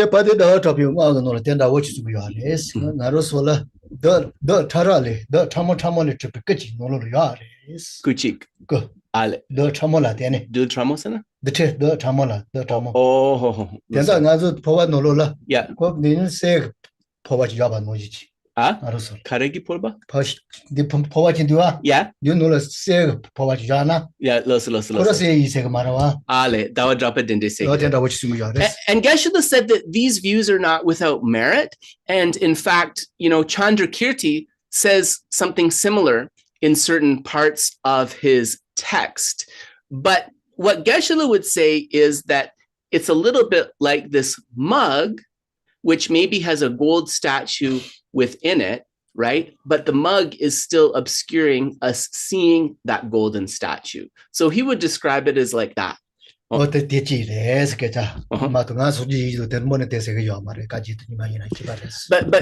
says that he, in his understanding, he doesn't think that the Kagyu and the Nyingma Dzogchen traditions are saying that I am a Buddha.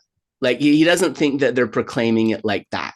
So he would say that. This one, Gelu in the Torah target to one Nipate, Gelu in a teaching us to G. Hackers go to wherever they took my ass. So then Geshe said that in terms of your point about the Geluk view, about it just being a potential, then how could we practice deity yoga and say, I'm arising as the deity?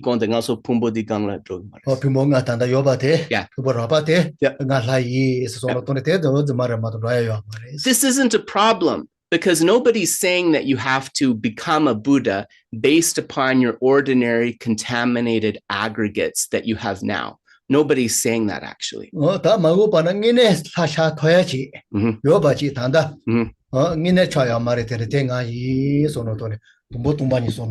Oh, right. Yeah.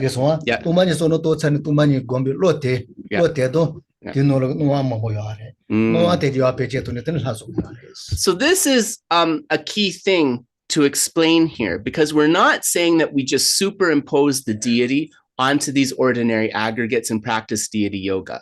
That's not how it's practiced at all. In fact, what we do is dissolve our ordinary form and ordinary appearance into emptiness. Then, as we've, so Geshe has mentioned this extensively actually in the Vajrayana teachings, then this mind, which is focusing extensively upon emptiness, connected with that, and there's different views on this, is an appearance aspect. It is that appearance aspect which arises as the deity, actually.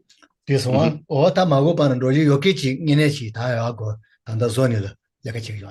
Again?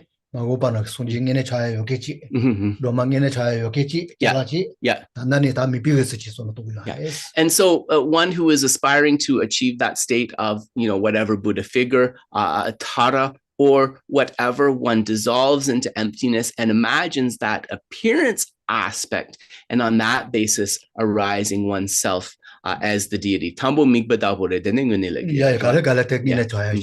so on the first level, we're working with imagination. Yes, certainly. In deity yoga, we're working with imagination, but eventually the state is achieved. Yeah. Yeah. So Geshe said that he's not sure if that was exactly the point that that person was making or not. But anyways, this is his understanding of deity yoga. This one. Yes. Yeah. But Geshe said that the person raises an objection which he thinks actually illustrates an important point, which is that if we don't have a good understanding of emptiness, it's not really possible to do deity yoga properly.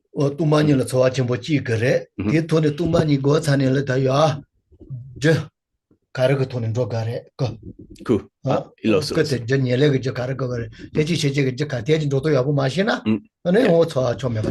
So if we don't have that understanding of emptiness, if we don't have an understanding of what the substantial and subsidiary causes of arising the deity's body are and arising in the form of a deity, then it's very difficult.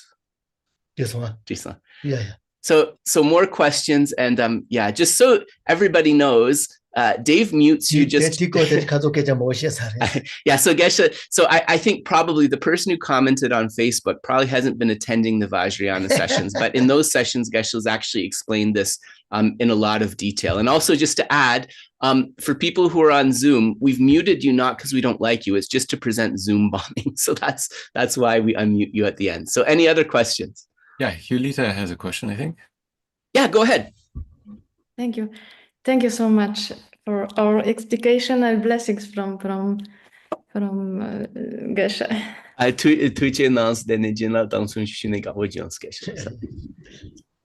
The question today is about, how to say, the context is Abhidhamma, in context of definition for Shravaka or Theravada, the Theravadin are working for purification of the mind, for first reaching Nibbanic experience, and then it says that they become Sotapanna, which means stream enterer. Yeah. And this is the definition. And it is said that Sotapanna, stream enterer, will have only maximum 7 human lives and will not be reborn in the lower realms like animal or yeah. And my question is because for me, anyway, we work in purification of the mind. We don't know if we are from the previous life on the path of Shravaka, or we took previous life works of Bodhisattva. What so happened? Yulita, I want to talk. I want to say things back to you because I understood the first part until you came to this dichotomy between the Shravakayana and Mahayana. Yeah, so because for me, all these path Shravaka and Bodhisattva path are not completely separate, but because we are anyway working on purification of the mind, so they are somehow entangled together. But the question is that many times I hear we afraid of precious human life, so we afraid of to become, for example, an animal in the future life. But let's say, for example, my past life, I was already practicing Buddhism, and I reached Sotapanna. Let's say like this, in the past life.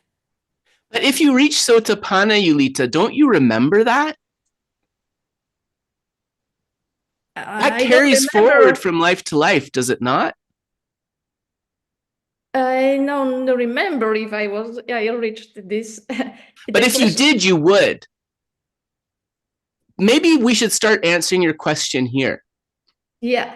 Can I get this? If I am now, if I don't remember, because I don't even remember, maybe I was a worm that past life. Well, that we don't. But if you reach Sotapanna, I'm pretty sure you remember.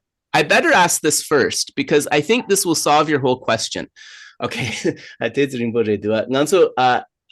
Chik tobia yore rwa nganso tekshen dang tekme nganso tekme drona rwa dene ngaronso gyun zulgen chik du gyun zulgen di mitse dun ginanglola tarpa tobgi yores ane mitse dun ginanglola tarpa tobgi yores ane ngensongla kyune drogomares rwa di chikre rwa chik se sum chik hakoson nilayadi kandis lagre gyun se sum se dun se sum ine nganso sacha di lebdang malep nganso trengire mendus lagre dua ine di topna trengire sangidu ngara me tete todem kanga hako rwas yeah yeah. So Geshe said the Sotapanna has achieved clairvoyance, so he or she knows that they've achieved that. There's no question of like, maybe I'm a Sotapanna and I don't know it, like you would know.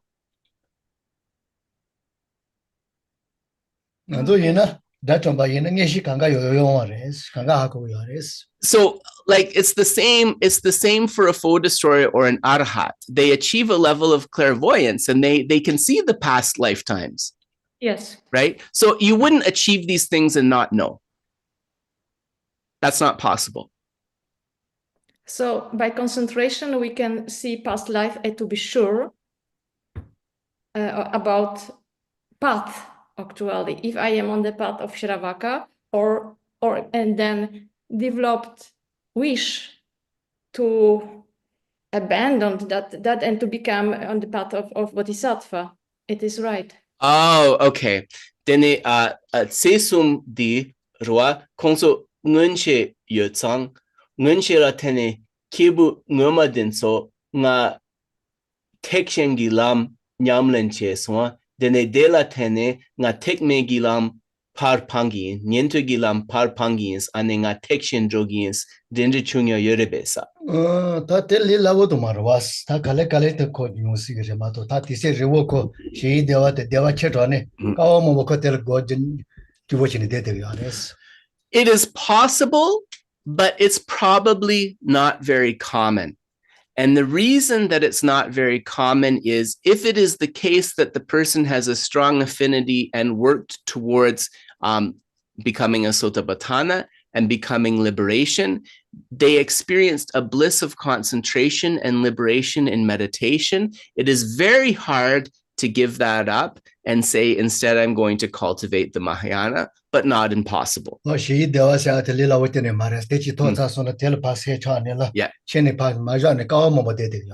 It's said that when actually nirvana is achieved and the bliss of nirvana is experienced later on in the path, that bliss is so refined and so distilled that most beings will remain there for aeons. And it's said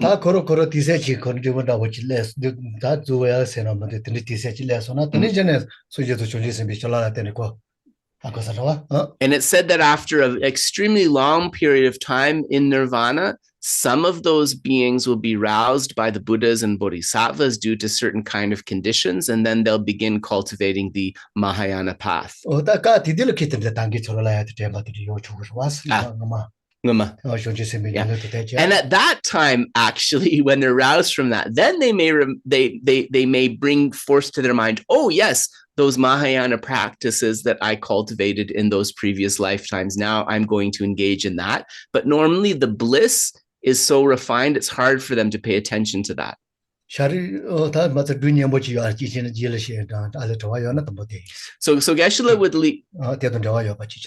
would leave it there. There's a story actually which illustrates this point, but Geshe wants to give other people a chance for questions, and maybe if there's time he'll come back to it.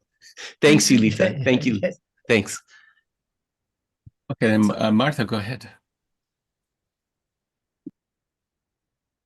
Good afternoon. Thank you so much. Marta, you're too far from the phone. I'm sorry, I can't hear you at all. Sorry. Good afternoon. Can you hear me? Yeah, now I can. Now I can. Thanks so much. Thank you. I'm very happy to see you again. I want to ask a question that my friend Michelle asked me this morning, and I don't know what to say. And she asked me, what is the difference of living a Buddhist life, like a lay person or in a monastery?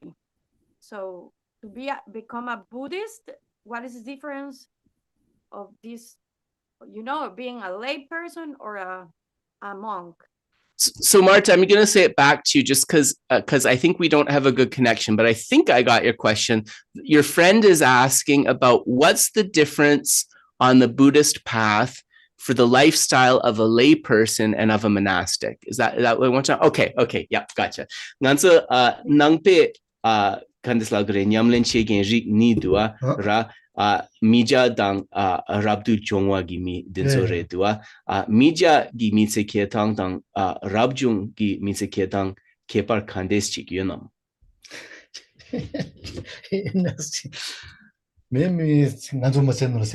Yeah, mi se nang la chapa dang mija gi kepar tso kandes chik re sa.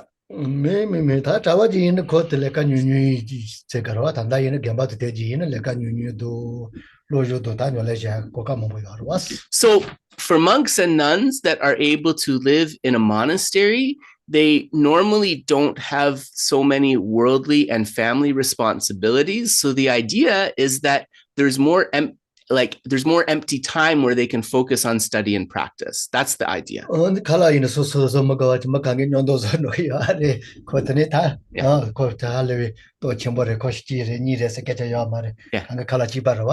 And another thing is that you're living in community too. So even tasks that you can't get away from, like preparing the food, you prepare food for a very large number of people, right? So it's not so often that you need to prepare the food and everybody gets the same food. Nobody gets better than anybody else. So there's this kind of feeling of community, and you work on tasks in community, which also saves a lot of time. So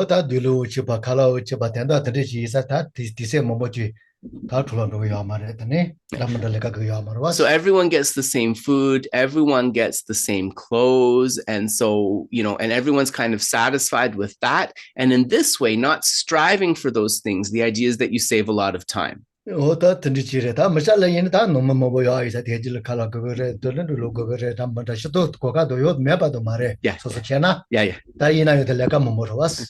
Geshe also wants to clarify, he's not saying that the layperson does not have opportunity or chance at cultivation and realization, but normally the layperson has more responsibilities, family responsibilities, financial responsibilities. They have to engage in fruitive work to sustain themselves.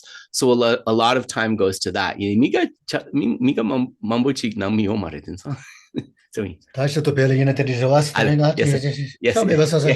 that's right. Yeah. So Geshe said, especially in Tibet, the understanding was like that, right? Where most people had families. Yeah, I was just saying to Geshe, a lot of lay people don't have families these days, right? So yeah, it can be different situations. So Geshe said we can only speak in generalities also, right? Because there's lots of lay people who are in different situations and have very good opportunities for practice, right? But we can only speak of general differences.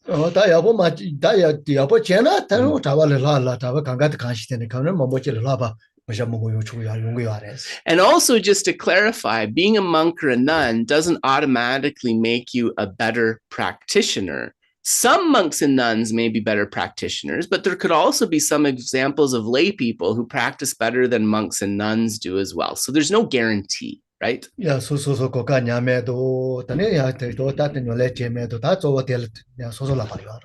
ultimately, it comes down to recognizing and seizing your opportunities for practice and also making use of the time you have to cultivate, right? Ultimately, it comes to that.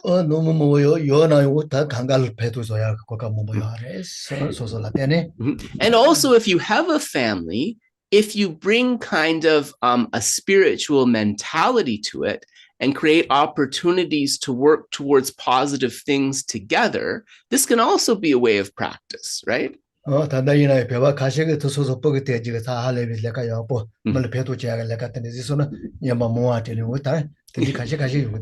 so Geshe said it's that kind of knowledge that, some sort of more spiritually oriented Tibetans, they encourage their kids to go into professions where they're going to be helping people. And when they study and succeed for professions in which they're helping people, they actually help them more, right? To pay their tuition or whatever. They're more inclined to help them if they're going to do something positive. So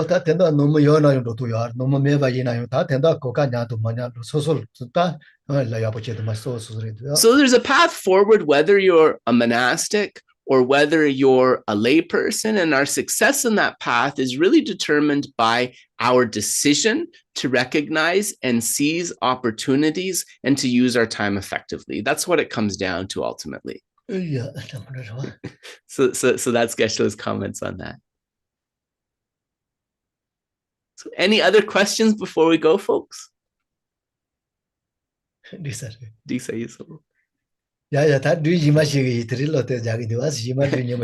Geshe said he's eager to go because he's feeling a little coffee. So he will tell that story related to next time. Oh, yes, Dave. I've got a comment more than a question. Regarding abandoning the Shravaka path for the Bodhisattva path, wouldn't it be an extension rather than an abandonment? Well, they're practiced together, right? Yeah. Nganso nyen to pangne Jiangshigi sempe lamla droya. Di tsiktes debo mendus karin sena Jiangshub sempa nyentogi lam chatsang wa nyamlen chego gire dua nganso tes mangru tang yamato pangi omares. Yeah, kandes. Right. Yongjo wasana? Gyurwa Droya. 쇼주지 토사스마스. So Geshe said that actually in our text, we don't often speak of abandoning the Śravakayana, right? Or abandoning the Hinayana or the Theravada path.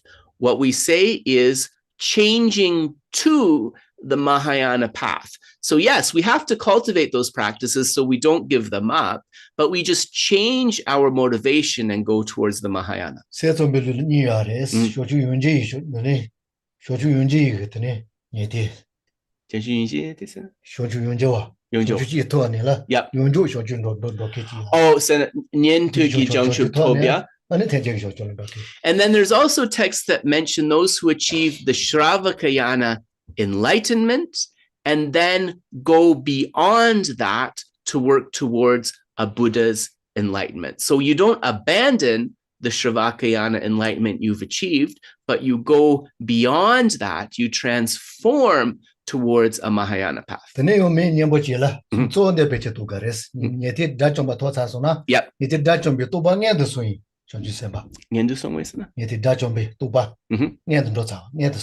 Oh, right. Right. And so there are also bodhisattvas who previously achieved the state of a foe destroyer, which is a Śravakayana goal, right? So there's this particular kind of bodhisattvas who previously achieved the state of a foe destroyer. So yes, abandon is not a word we often use. Yeah.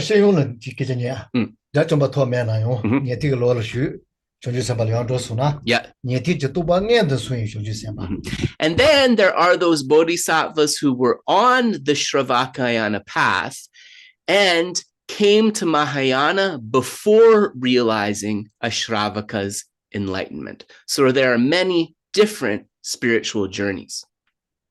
Yeah. So that's actually the vocabulary we usually use to speak about this rather than abandoning anything.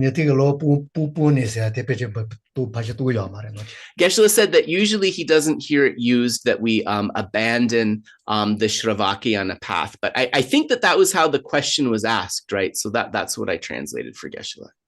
Jisa.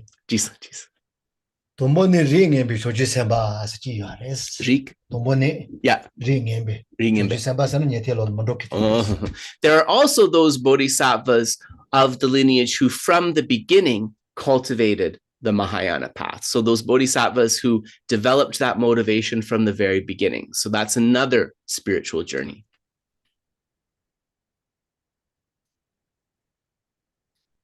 All right. So shall we leave it there then? Okay, great. Thank you, everybody. So great to see everybody again. And thank you for your questions. And we will see you next week. So